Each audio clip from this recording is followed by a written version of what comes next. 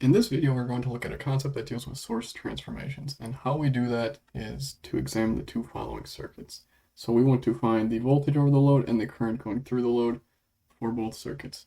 So for this circuit on the left, the voltage over the load would just be equal to V times RL divided by R plus RL, and the current going through the load would be equal to V over R plus RL. Now with the circuit on the right, the voltage over the load would be equal to the current I times the two resistors in parallel, which would just be R times RL divided by R plus RL. And then the current through the load would just be that voltage divided by that resistance, which would give us I times R divided by R plus RL. And now we want to look at the two sets of equations for both voltage and current over the load. Now from both of these equations, you can see that the voltage over the load on the left will equal the voltage over the load on the right if and only if V is equal to IR. And if we take this condition and plug it into the current for the load, well, then those currents match. And this is a beautiful thing, because if we have some black box, that is our source, and then some load, we really don't know if that source under the black box is going to be the configuration on the left or the configuration on the right. And what that tells us is that they are interchangeable. So now if we have some circuit like this, where this is a voltage source, and this can be something like a source resistance of that voltage source, which does exist in non-ideal conditions, we can convert that to a current source, and then some source resistance in parallel. So a voltage source with a resistor in series converts to a current source with a resistor in parallel. And then we can go the other way, that a current source in parallel with a resistor can be converted to a voltage source in series with a resistor. And the even better thing about this is that we can do the same thing with dependent sources. So we can look at an example where we have this circuit here, and we want to find the power through R4.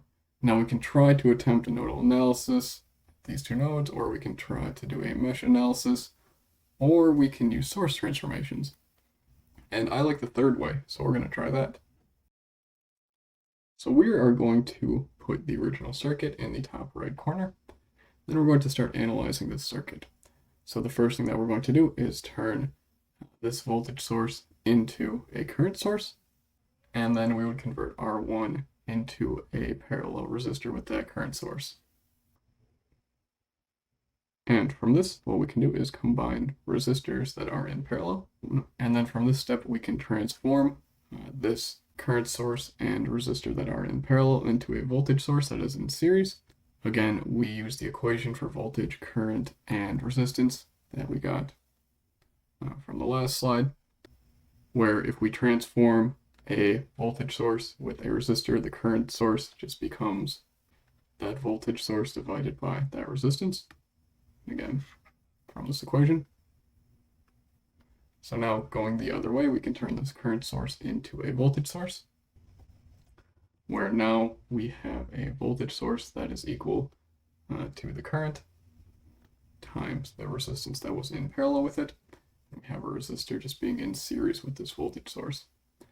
Now, because we can do this also with dependent sources, we can look at this node right here with the dependent source and the resistor, which allows us to end up with this configuration now, where the current source in parallel with the resistor became a voltage with a resistor in series.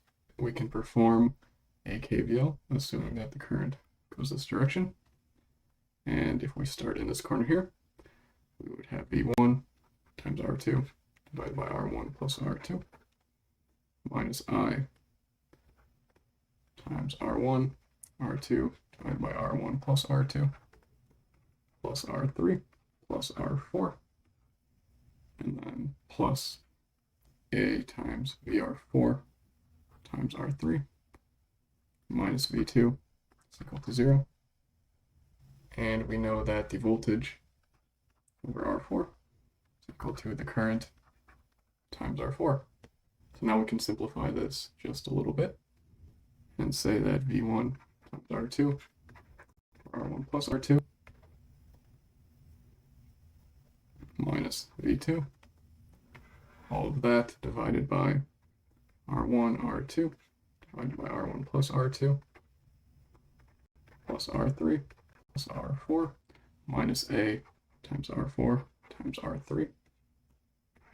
And that is going to be equal to what our current is. Now, if we want to look at the power for resistor 4, we know that power is equal to I times V, which is just equal to I squared R. And in this case, that would be I squared times R4. So instead of having 3 meshes or 2 nodes and several equations that we have to solve, we just do some source transformations. Then we have 1 KVL that we have to solve. Makes life a little bit easier. I think they're very useful, and this will guide us into our next topics, which are Thevenin equivalent and Norton equivalent circuits.